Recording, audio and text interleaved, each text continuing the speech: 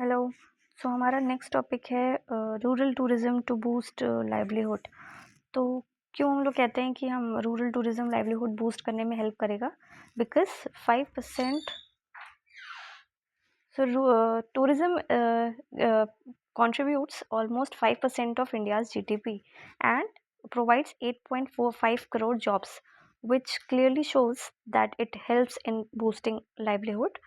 और India also was ranked 39th by the World Economic Forum's Travel and Tourism Development Index in 2024.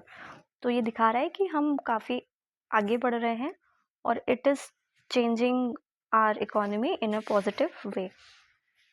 Next है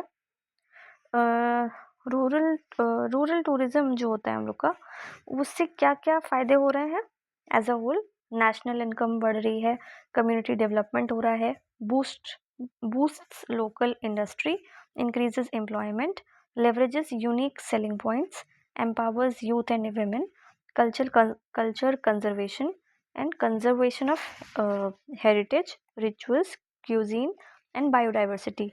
और rural tourism के integral pillars क्या क्या हैं?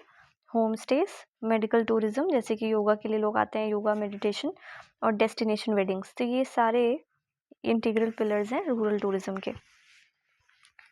अब एक डेवलपमेंट टूरिज्म के बारे में भी बात होती है।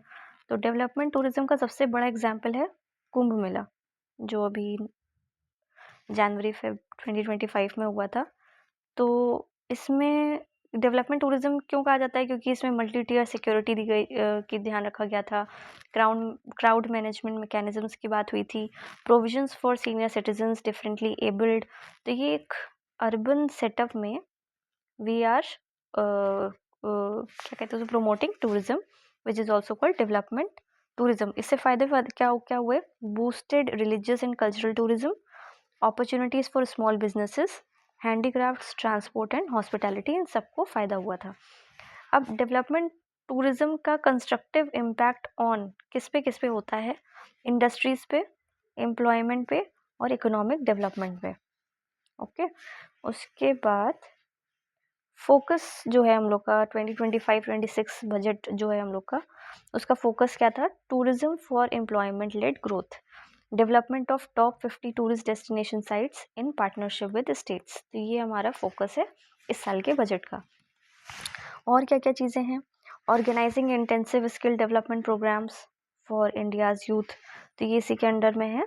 Organising intensive skill development programmes for India's youth, providing Mudra loans to home stage, improving ease of travel and connectivity, providing PLI performance linked incentives, introducing streamlined e-visa facilities.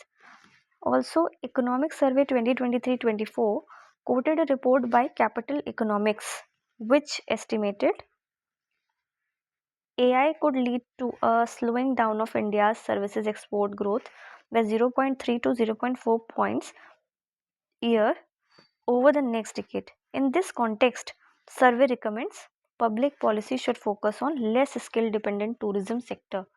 तो इसका क्या मतलब हुआ कि क्योंकि AI की एज चल रही है, तो AI could lead to a slowing down of India's services export. जो हमारा सर्विस सेक्टर है उसको स्लो डाउन कर सकता है AI। कितना? By 0.3 to 0.4 points per year over the next decade. तो इस कॉन्टेक्स्ट में अगर हमें इसको रिप्लेस करना है, इस जो रिडक्शन होगा इसको कॉम्पनसेट करना है, तो हम लोग को लेस स्किल डिपेंडेंट जो सेक्टर है, जो कि है टूरिज्म सेक्टर, उसको फोकस करना पड़ेगा। अब इसी में नेक्स्ट एक गवर्नमेंट का प्रोग्राम है वाइब्रेंट विलेज प्रोग्राम।